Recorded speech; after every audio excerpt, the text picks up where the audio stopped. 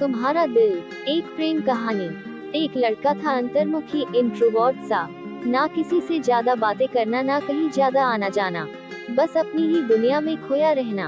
उसमें न कोई छल कपट था, ना वो कभी झूठ बोलता था। वो जिस कॉलेज में पढ़ता था वहाँ एक सुंदर लड़की भी पढ़ती थी।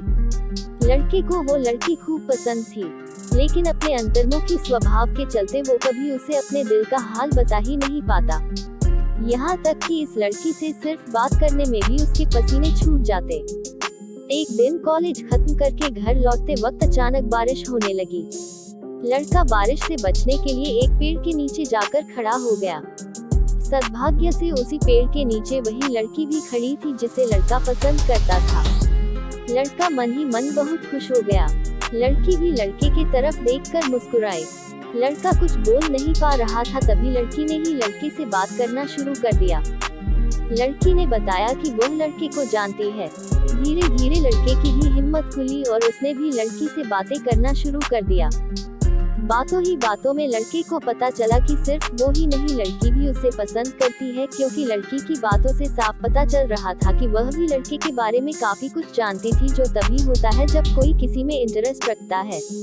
बारिश और ज्यादा जोर से होने लगी और पेड़ के पत्तों से पानी की बूंदें उन दोनों पर गिरने लगी। उनसे बचने के लिए वह और पास खड़े हो गए। इतने पास खड़े होने पर लड़के और लड़की की एक दूसरे के प्रति की भावनाएं ज्यादा स्ट्रांग हो गई। लड़के ने जीवन में पहली बार हिम्मत करके लड़की से बोल दिया कि वह उसे पसंद करता है। लड़की खुश हो गई और उसने भी यह बात मानी कि वह भी लड़के को काफी पसंद करती है। इस तरह से दोनों का प्यार उस पेड़ के नीचे एक नई मंजिल को पा गया। अब दोनों में उसी पेड़ के नीचे कई मुलाकातें होने लगी। वे अब एक दूसरे के बिना रह नहीं सकते थे। वे अक्सर किसी न किसी बहाने से उस पेड़ के पास आते और एक दूसरे से मिलते और एक दूसरे से अपने मन की बातें करते। एक दिन ऐसे ही प्यार भरी बातें करते करते लड़की ने लड़के से कहा कि वो अब उसके बिना नहीं रह सकती। उन्हें जल्दी ही अब एक हो जाना चाहिए, शादी कर लेनी चाहिए। लड़के ने लड़की से वादा किया कि वह जल्दी ही इस बारे में अपने घर वालों से बात करेगा और लड़की को भी अपने फैमिली से बात करने के लिए कहा। कुछ दिनों बाद जब लड़का और लड़की फिर से उस पेड़ के नीचे मिले, तब लड़की की आंखों में आंसू थे। लड़की को इस तरह रोते हुए देखकर लड़का बहुत दुखी हो गया। उसने लड़की से पूछा कि वह क्यों रो रही है। लड़की ने बताया कि उसने अपने घर वालों से उनकी शादी के लिए बात की तो उसके घर वाले बिल्कुल नहीं माने और उन्होंने जबरदस्ती उसकी शादी किसी और से तय कर दी। उसकी माँ ने उसे कसम दी है कि अगर उसने उनके खिलाफ जाकर शादी की तो वह उसका मरा हुआ मुंह देखेगी। लड़की ने लड़के से माफी मांगी और कहा कि हो सके तो उसे भूल जाए। लड़का लड़की की बातें सुनता रहा और उसकी आंखों से आंसू बहते रहे।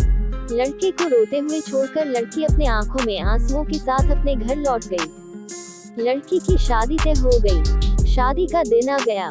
लड़की सज धज कर बैठी हुई थी, लेकिन उसके चेहरे पर कोई खुशी नहीं थी। तभी लड़की को एक पार्सल मिला जिसके ऊपर एक चिट्ठी भी थी। लड़की ने उस पार्सल से चिट्ठी को निकाला और उसे खोलकर पढ़ा।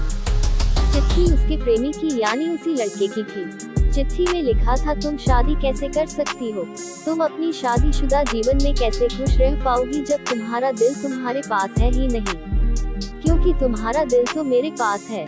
मैं तुम्हारा दिल लौटा रहा हूँ ताकि तुम अपने पति को भविष्य में प्यार कर सको और तुम्हारी शादीशुदा जिंदगी अच्छी चले। लड़की ने उस पार्सल को खोला और देखकर वो बेहोश हो गई। उस पार्सल में उस लड़के का खून से लथपथ दिल था जो उसने निकालकर उसे भेजा था। दोस्तों, हर प्रेम कहानी का अंजाम अच्छा नहीं होता है, लेकिन क्या आपको लगता है कि लड़के ने जो कदम उठाया वह सही था? किसी के लिए प्यार एक अट्रैक्शन हो सकता है, किसी के लिए टाइम पास तो किसी के लिए प्यार जिंदगी होता है।